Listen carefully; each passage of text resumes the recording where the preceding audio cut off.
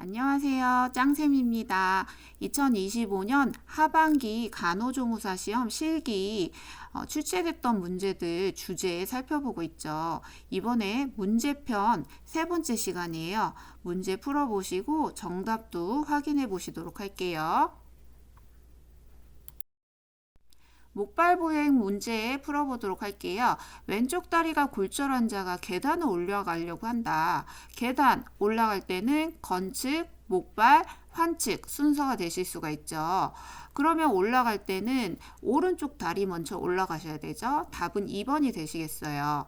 4번 같은 경우에 체중을 어디다 실느냐. 얘는 계단을 올라갈 때는 첫 발인 건강한 다리에 체중을 실는 게 필요하실 수가 있어요. 목발보행 평지 보행법 살펴보도록 할게요. 오른쪽 다리에 골절 환자의 목발보행법은 한쪽 다리가 체중 부하를 못하는 상태이죠. 3점 보행이 되시겠어요.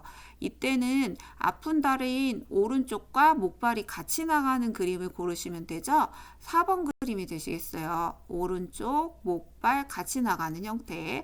그 다음에 왼발이 따라가는 형태가 되실 수 있죠. 자, 보기 그림에서 1번 그림 같은 경우에 2점 보행이 되죠. 하지의 체중 부하가 가능하고 속도가 빠른 보행법이 되시겠어요. 2번 보기에서도 2점 보행이 되실 수가 있고 3번 그림 같은 경우는 3점 보행인데 왼쪽 발이 아픈 상태라고 보시면 되겠죠. 어깨관절 운동 문제도 풀어볼게요. 어깨관절 운동 중에서 외회전에 해당되는 그림은 뭐냐 했을 때는 3번 답이 되실 수가 있죠. 1번은 신전이 되시겠죠. 2번은 과신전, 4번은 내회전, 5번은 굴곡이 되시겠어요. 옷 입히기 문제 풀어보도록 할게요. 왼쪽 편마비 있는 환자에게 옷을 갈아입을 때 간호로 옳은 것이에요.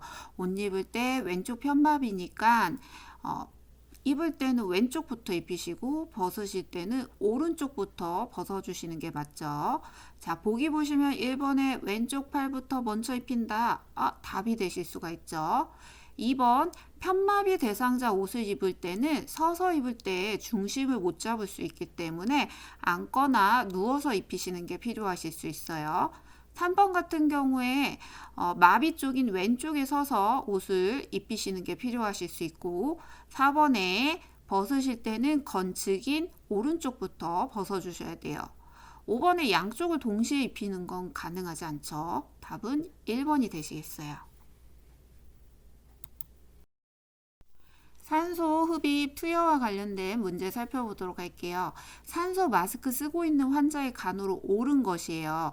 첫 번째 보시면 모직 합성 섬유는 정전기가 날 수 있기 때문에 사용하지 않도록 하시고 면 이불을 사용해 주시면 좋죠.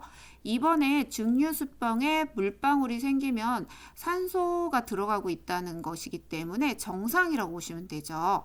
3번에 수분통에는 증류수를 채우시고 가득 채우면 안 돼요. 3분의 2 정도나 수분 한개선까지 채우시는 게 필요하죠. 4번에 산소 유량계 볼은 공의 눈높이가 수평이 되도록 해서 공의 중앙 부분이 처방된 산소 흡입량과 일치하도록 맞춰주셔야 돼요. 5번에 산소 마스크는 위에서부터 아래로 코에서 턱으로 씌워주셔야 되고 여분이 없이 밀착시키는 거 필요하실 수 있겠어요. 답은 5번이 되실 수가 있는 거죠.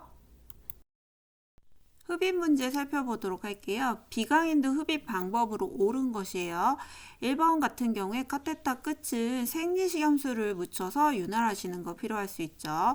2번에 1회 흡입 시간은 10초 내외로 하셔야 되죠. 저산소증 예방을 위해서 필요해요. 3번에 카테터를 삽입할 때는 조절기를 열어서 흡입 압력이 전달되지 않는 상태에서 들어가셔야 돼요. 4번에 성인의 흡입 시 압력은 출판사마다 차이는 있지만 110에서 150 사이로 보시면 돼요. 그래서 110에서 120이면 정상 정도라고 보시면 되겠죠. 5번에 비강인도 흡입 시 카테터는 10에서 13cm나 16cm까지 넣으실 수 있죠. 코에서부터 귓볼까지 길이라고 보시면 되겠어요. 기관 절개감 관리 문제 살펴보도록 할게요. 절개감 관리 방법으로 옳은 것이에요. 1번에 보시면 기관 절개감 분비물 제거 시에는 무균수를 이용하시는 거 필요해요. 답은 1번이네요. 2번에 기관 절개감 끈은 손가락 하나 들어갈 정도의 여유를 두고 묶어주셔야 되고요. 3번에 절개감 가지고 있는 환자방은 항상 습도를 유지하시는 거 필요해요. 건조하지 않게 유지해 주셔야 되죠. 4번에 가래가 나오면 흡인을 하거나 절개관 부위에 있는 꺼지를 교체하시는 게 필요하죠. 절개관은 자주 교환하지 않아요. 5번에 목소리가 나오지 않기 때문에 별도의 의사소통 도구가 필요하다라고 보시면 되겠어요.